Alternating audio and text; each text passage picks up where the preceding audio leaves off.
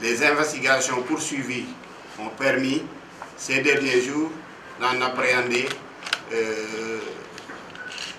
les cerveaux et de les mettre à la disposition de la justice. Il s'agit en fait de 11 personnes qui ont été interpellées depuis le début de cette enquête et mises à la disposition de la justice.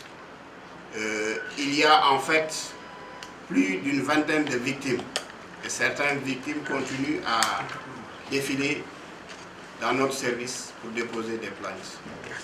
Le préjudice provisoire pourrait être estimé à plus de 400 000. Il y a également des armes à feu et autres qui ont été saisies. Le modus operandi de la bande consistait à repérer à l'avance des domiciles, souvent de personnalités, avant de se présenter comme étant des agents de la SDE, de la Sénélec ou de la police même. Dès qu'ils parvenaient à accéder à l'intérieur des domiciles, ils prenaient en respect les personnes, les occupants.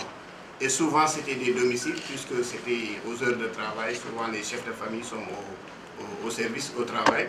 Donc, et dévaliser souvent les chambres parents en emportant bijoux, matériel de valeur et tout ce qui s'ensuit. Cette bande était également spécialisée en ce qui concerne les vols de nuit, surtout pour des officines ou des bijouteries, ce qui nous a permis d'emporter beaucoup d'or et autres.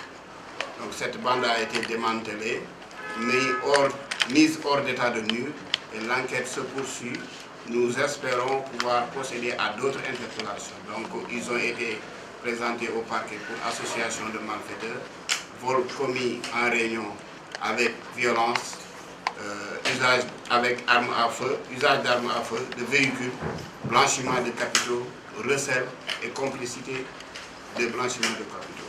Ça c'est les tenailles, macro, longue marche. Ça c'est les arrache-tout, les tournevis et autres. Les torches, stagiaires, avec décharge électrique.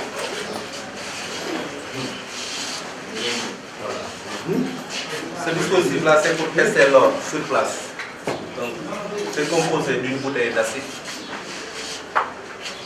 d'une pierre granitée et d'une chiffon, ainsi que d'une machine pour peser sur place l'or.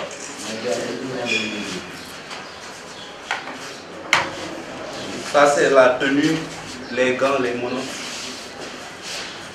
pour se faire identifier comme étant agent de la force, des forces de sécurité.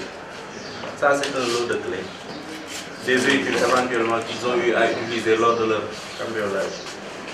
Ce gilet fait partie de l'équipement qu'ils portent lors de leur forfait.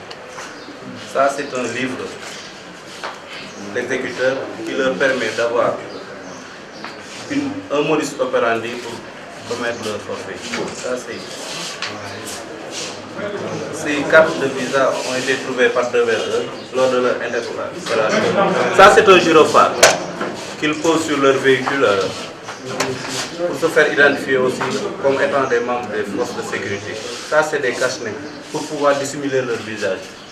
Ça, c'est les plaques d'immatriculation qu'ils posent avec l'aide de ce perceur. Ils peuvent démonter et remonter ça. Ok, vous me suivez, ça c'est un dispositif GPS. Ça c'est GPS. Oui, ça c'est la boîte. C'est un passeport de l'un des mises en cause. Ça c'est un dispositif de surveillance. Il a eu, le principal concerné a eu à monter 3 caméras de surveillance pour vraiment surveiller les alentours immédiats de son domicile, fils à Ngor Virage. Donc,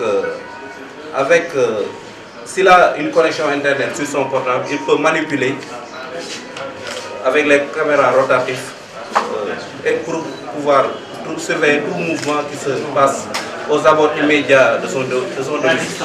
À distance. Même s'il est à distance, il peut surveiller sa maison. Ça, c'est le dispositif. Ça, c'est les casquettes. Leur tenue, c'est des jaquettes de police. Bien, des casquettes de police. Je pense qu'on a tout expliqué. Ça, c'est les clés. Donc, s'ils volent des véhicules, après avoir commis leur forfait, ils délaissent le véhicule en emportant les clés.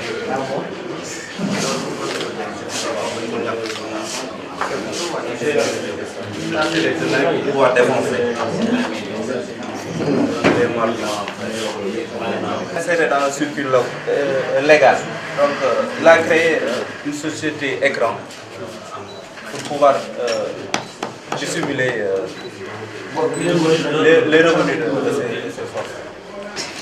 Ça, c'est des box avec des charges électriques.